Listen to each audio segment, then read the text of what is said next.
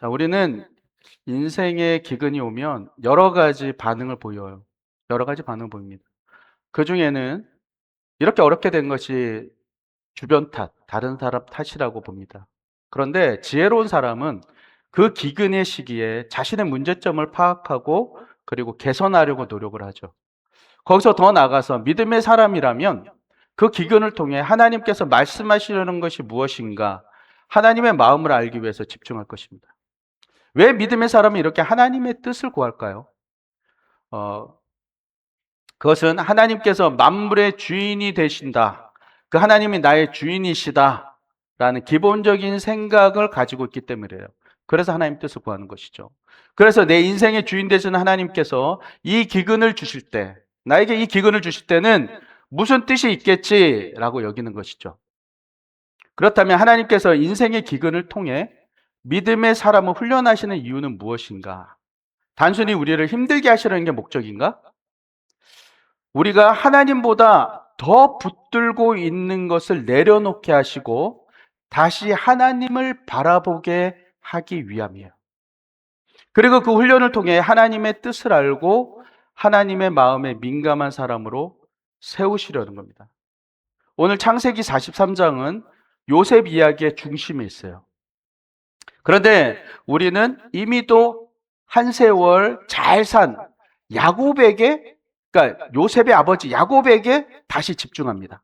왜냐하면 야곱이 하나님의 손에 오랜 세월 훈련을 받았지만 그럼에도 그가 아직 하나님께 내려놓지 못한 한 가지가 있었기 때문이에요. 그것을 주님이 지금 다루시는 겁니다. 그것은 바로 아들 베냐민이에요. 오늘 말씀을 통해 하나님께서 야곱이 붙들고 있는 것을 어떻게 내려놓게 하셨는가? 그리고 그 훈련을 통해 야곱이 어떤 사람으로 변화되어 갔는가 살펴보겠습니다. 아멘. 네.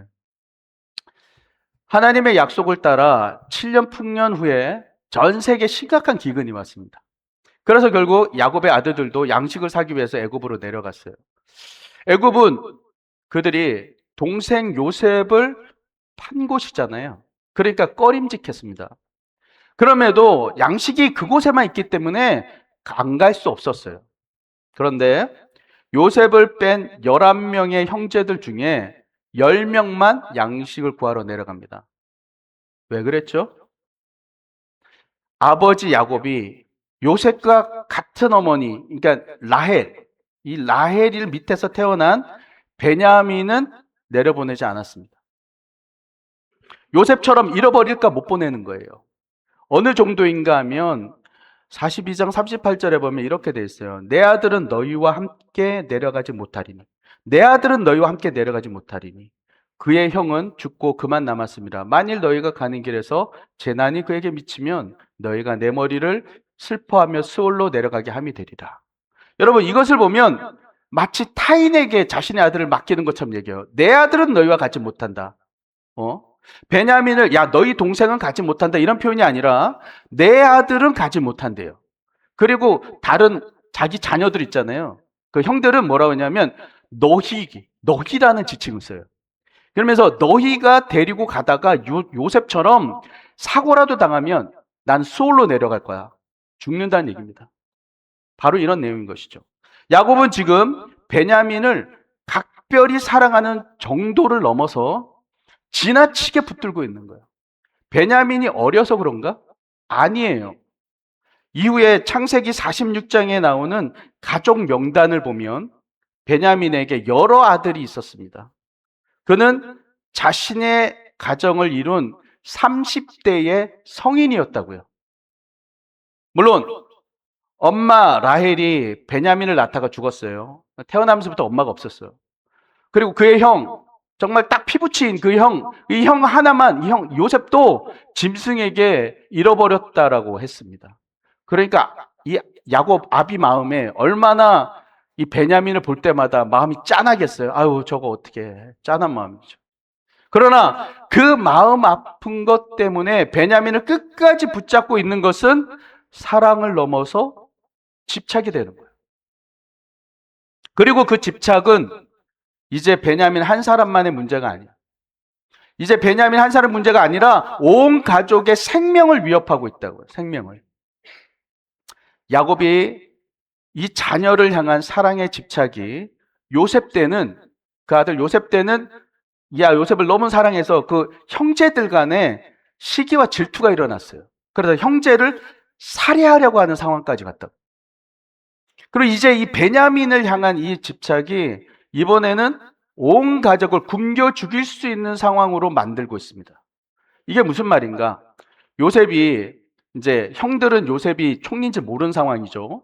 이 요셉이 자신의 동생 베냐민을 만나기 위해서 형들에게 말합니다. 자기가 또 요셉이라고 밝히지 않고, 만약에 다음번에 당신들이 곡식을 사오러 올 때 당신들 아버지 옆에 있는 그 막내 동생이라는 그 베냐민 데려오지 않으면 당신들이 스파이라는 것을 분명히 하는 거야. 그러니 두 번째, 둘째 아들 시므온을 내가 감금해 놓을 테니까 베냐민을 다음에 올 때 데려와. 당신들의 누명을 벗기고 곡식을 사가라고 이렇게 했어요. 따라서 베냐민을 데려가야만 양식을 얻어서 모든 가족이 살 수 있는 거예요. 이 기근에. 그런데 이제 야곱이 베냐민을 붙잡고 안 보내려는 거예요. 그의 아들 베냐민을 향한 집착이 전 가족을 위기로 몰아가고 있습니다. 그럼 이런 야곱을 하나님께서 어떻게 다루어 가셨는가? 첫 번째, 하나님은 훈련을 통해 우리가 붙들고 있는 것들 내려놓게 하셨습니다. 뭘 통해서요? 자, 크게 봅시다. 뭘 통해서요? 훈련. 네, 훈련. 훈련을 통해서. 자, 야곱은 처음 아버지 이삭을 속이고, 이제 아버지 야곱 얘기예요. 야곱이 아버지 이삭을 속였어요. 에서라고 하면서 털 붙이면서 속였잖아요. 속이고 또 형 에서의 칼날을 피해서 도망쳤었습니다. 그리고 삼촌 라반, 바다나람이나 라반의 집에서 20년 동안 삼촌에게 10번이나 임금 사기를 당하면서 노예처럼 했어요. 여기서 10번이라는 것은 완전수기 때문에 수십 번 당했다는 의미라고요. 게다가 돌아오는 길에 형 에서를 만날 때는 야복강가에서 자신의 목숨을 내어놓는 바로 그런 결단도 했어요. 그리고 딸 디나가 세겜 사람에게 강간을 당합니다. 그 사건으로 아들들이 세겜 사람들을 속이고 다 죽여버려요, 남자들을. 그래서 살인자가 되었단 말이에요. 또한 자신이 가장 아끼고 사랑하던 아내 라헬이 죽었어요. 아들 요셉을 너무나도 사랑했던, 가장 사랑했던 요셉을 짐승이 죽였다라는 소식도 들었습니다. 야곱이 자신이 살아온 세월에 대해서 애굽왕 그 바로왕 앞에 가서서 이 자신의 인생을 평하기를 뭐라고 그러냐면, 내 나이가 130살인데 우리 조상들의 나이에 비하면 그렇게 나이가 많지 않습니다. 얼마 안 됩니다. 그러나 험한 세월을 제가 살았습니다. 험한 세월을. 그만큼 험한 세월을 통해서 아버지 이삭과 형 에서를 속여 먹었던 이 사기꾼 기질이 이 야곱에게서 하나님이 깎여 나가는 거예요. 그렇게 깎여 나갔습니다. 야곱이 시험을 통해서 훈련을 받으면서 깎여 나간 것이죠. 이렇게 야곱이 자신의 목숨도 내려놓고 모든 것을 하나님께 맡기는 그 일정들을 지내왔어요. 그 험한 세월을 살아왔어요. 하나님께 맡겼어요. 근데 딱 한 가지 내려놓지 않은 게 있어요. 손에 쥐고 집착하고 있었던 게 있었단 말이에요. 그게 뭐다? 베냐민, 아들 베냐민. 하나님께서는 야곱이 베냐민을 내려놓도록 야곱을 이제 몰아가십니다. 총리가 된 요셉에게 그의 형들이 베냐민을 데려와야 만나주겠다는 말을 듣게 돼요. 하게 됩니다. 그러니까 요셉이 가족이 아니라면 이 말 들을 이유가 없죠. 데려오라는 얘기를 왜 하겠어요? 게다가 애굽에서 사온 양식들이 떨어진 거예요. 가족들이 다시 위기에 처합니다. 이제 다시 애굽에 내려가야 되는 상황인 거예요. 야곱이 베냐민을 내려놓을 수밖에 없는 상황을 만드시고 야곱에게 야, 너 결정해. 이렇게 하나님 하시는 거예요. 그러자 야곱이 베냐민을 결국 보내기로 결정합니다. 하나님의 시험 앞에 자신을 드린 것이에요. 그리고 그때 그가 하는 말이 14절에서 이렇게 얘기합니다. 전능하신 하나님께서 그 사람 앞에서 너희에게 은혜를 베푸사. 여러분, 전능하신 하나님께서라고 얘기해요. 전능하신 하나님. 야곱이 드디어 아들을 내려놓고 전능하신 하나님, 즉 하나님을 바라보기 시작했단 말이에요. 어떻게 하느냐? 그 말을 하고 바로 이어서 내가 자식을 잃게 되면 이르리로다. 내가 자식을 잃게 되면 이르리로다. 그가 이제는 정말 하나님 뜻에 맡기겠다라는 거예요. 하나님께 자신의 아들의 생사 여탈권을 맡기겠다는 겁니다. 성도 여러분, 야곱은 왜 베냐민을 내려놓아야 하는 것일까? 왜 내려놔야 하는 것입니까? 왜냐하면 그가 베냐민을 내려놓을 때야 비로소 하나님이 보이기 때문에 그래요. 뭐라고요? 베냐민을 내려놓을 때야 하나님이 보인다고요. 그가 하나님을 믿지 않는 사람이 아니에요. 쉽게 말해서 교회 다니는 사람이에요. 우리처럼 교회 다니는 사람이라고요. 그렇지만 이 아들 문제만큼은 이런 거죠. 만약에 하나님이 안 도와주시면 어떡하지? 그럼 이 아들, 내 아들 죽는데? 이런 마음으로 하나님을 믿지 못하는 겁니다. 다 내려놨는데. 그거 하나만큼. 이렇게 해서는 야곱이 하나님께서 예비하신 복을 받을 수 없어요. 하나님께서 이스라엘을 구원하시려는 계획, 애굽으로 옮겨서 큰 민족을 만드시겠다는 그 계획 안으로 야곱이 못 들어오는 거라고요. 그래서 하나님께서 어떻게 해서든 야곱이 베냐민을 내려놓도록 하나님을 바라보도록 훈련하시고 시험하시는 것이 자신의 것을 포기하고 내려놓도록 만들어 가시는 겁니다. 성도 여러분, 하나님은 우리에게 복 주시길 원해요. 아멘? 그래서 이렇게 야곱과 같이 우리에게 기근을 통해서 훈련하시고 시험하십니다. 예수님께서 제자들에게 누구든지 나를 따라오려거든 자기를 부인하고 자기 십자가를 지고 나를 따를 것이니라고 하셨어요.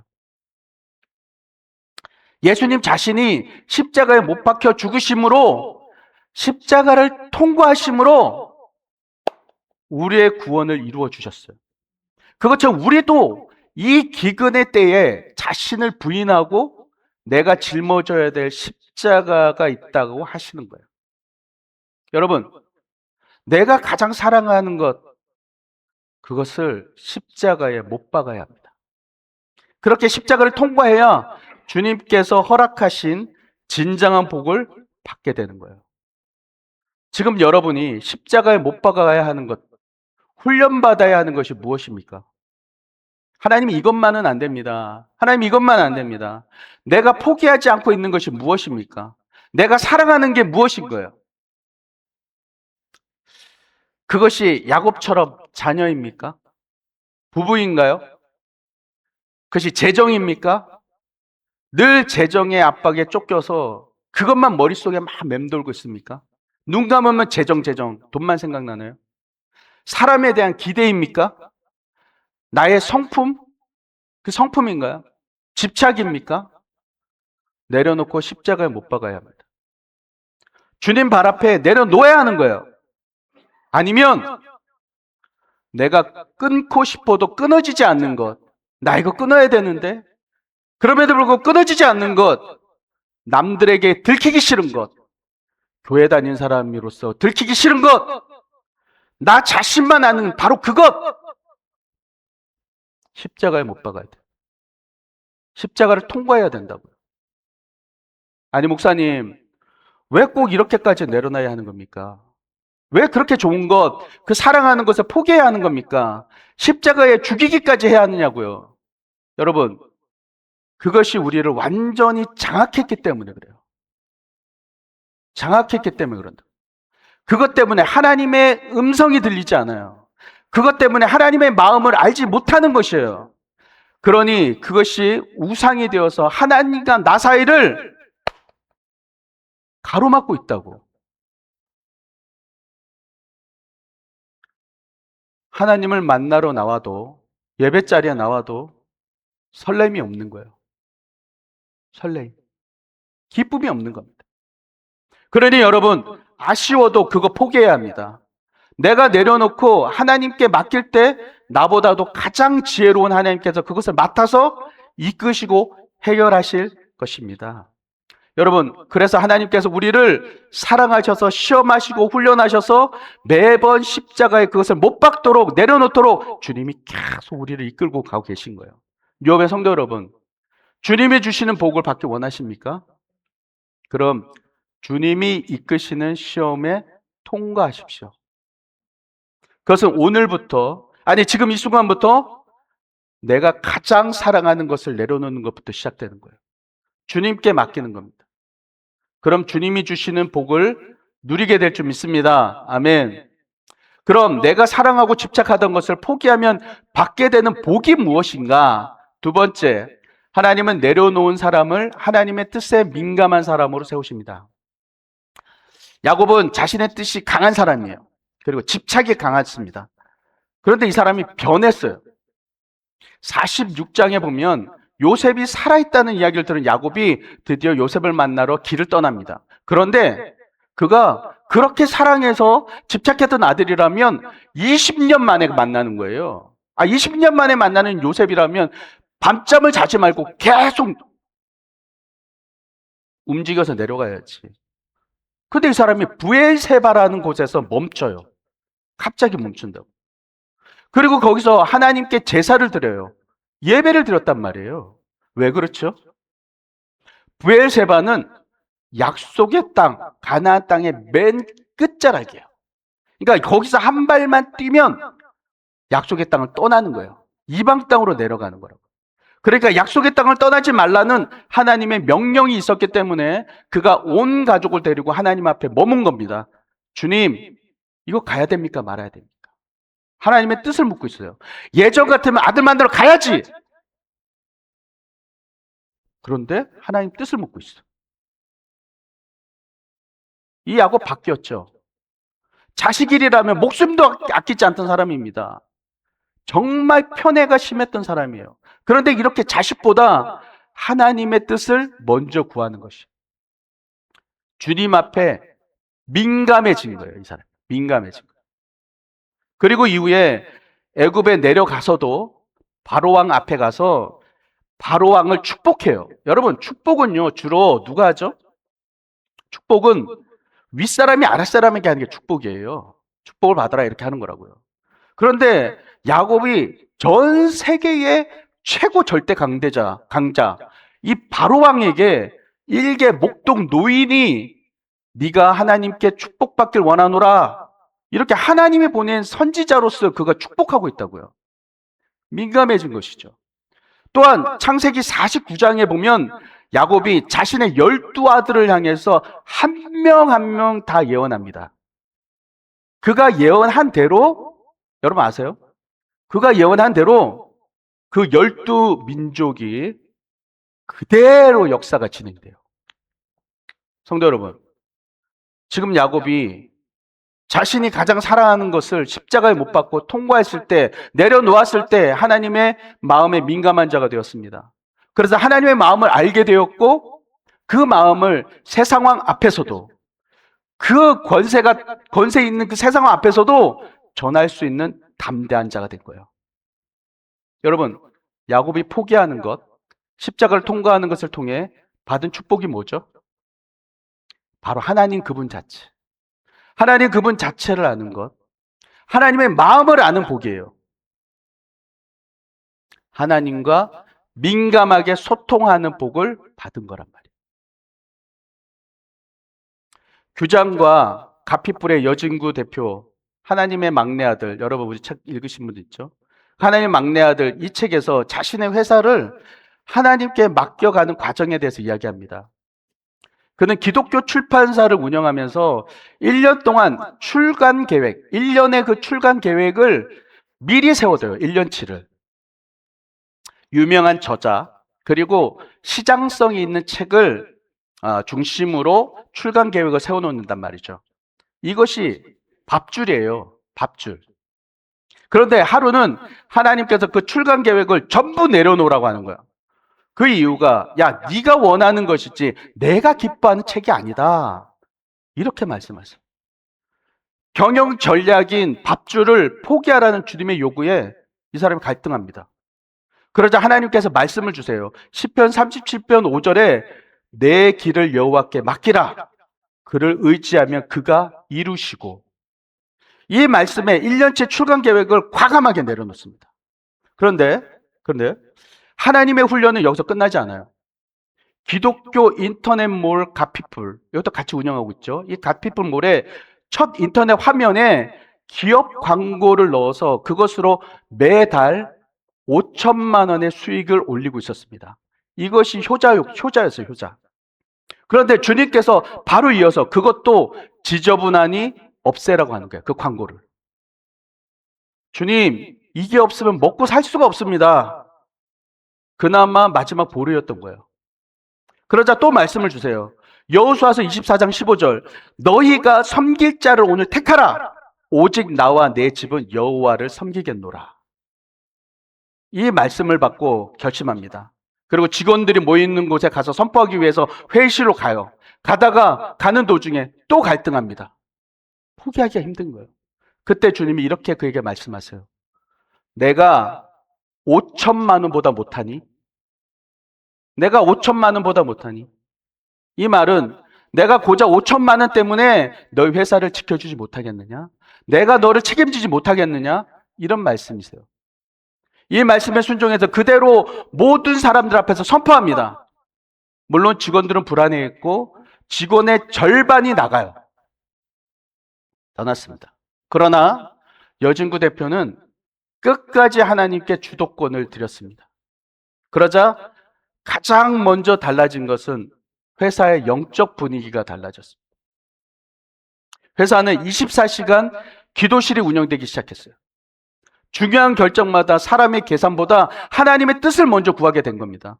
또한 하나님께서 주시는 마음을 따라 도움이 필요한 곳에 재정을 흘려보내는 사역, 후원하는 사역도 시작되었습니다.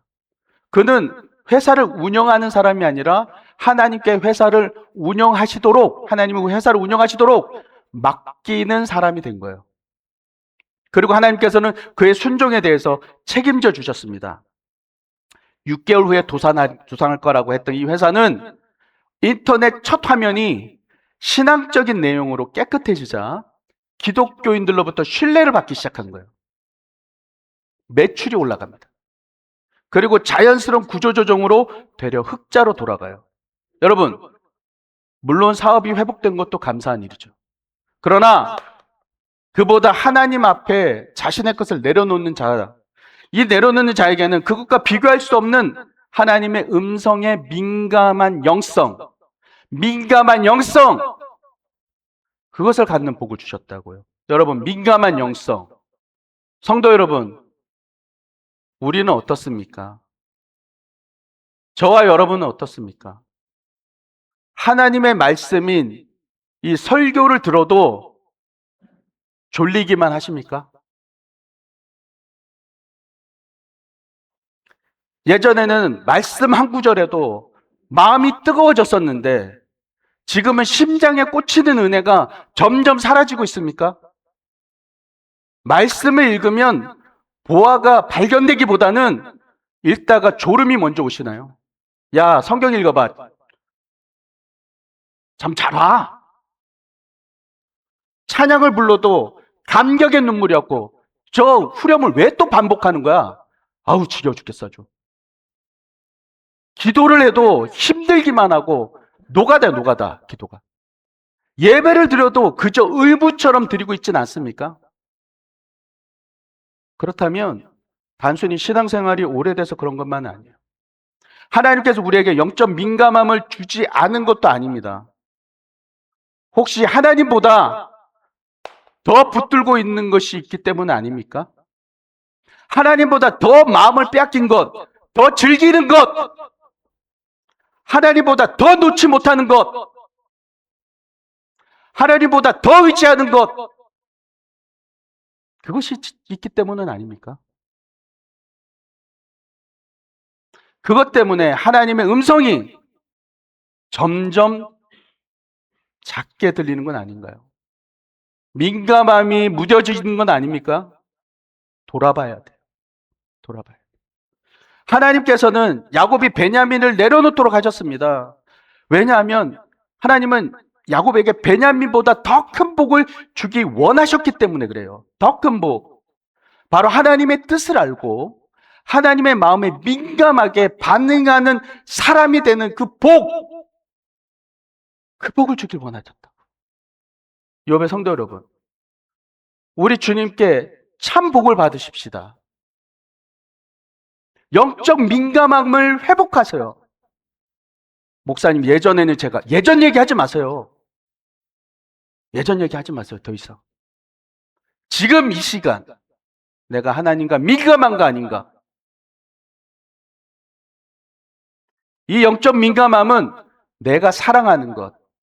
주일날 오기 전에 토요일에 내가 뭔가에 집중해 있다면 그것 때문에 주일이 온전히 섬겨지지 않는다면 그거 포기해야 돼요.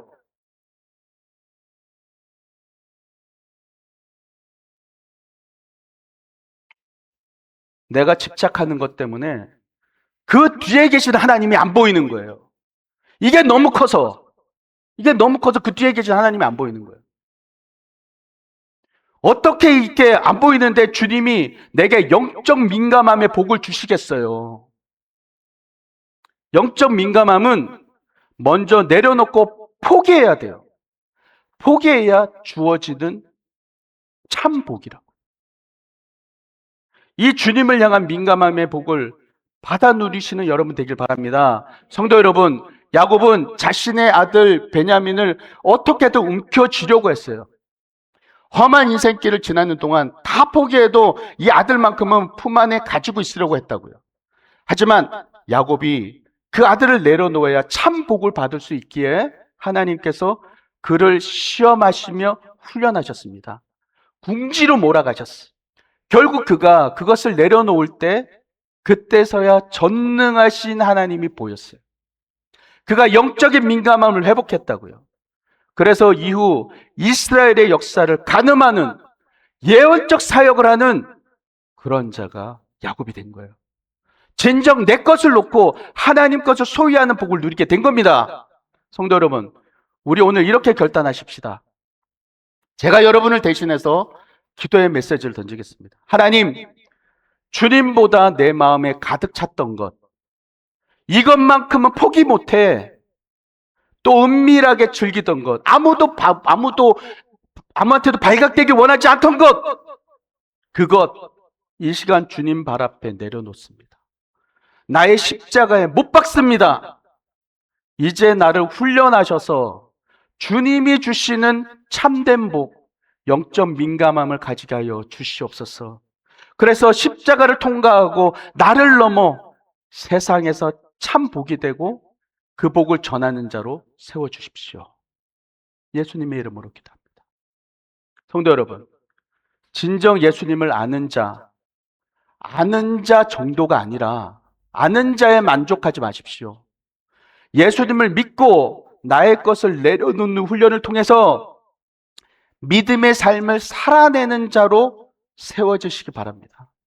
그래서 주님이 주시는 참된 영적 민감함의 회복, 이 복을 받아 누리는 욥의 성도님 되시기를 축원합니다.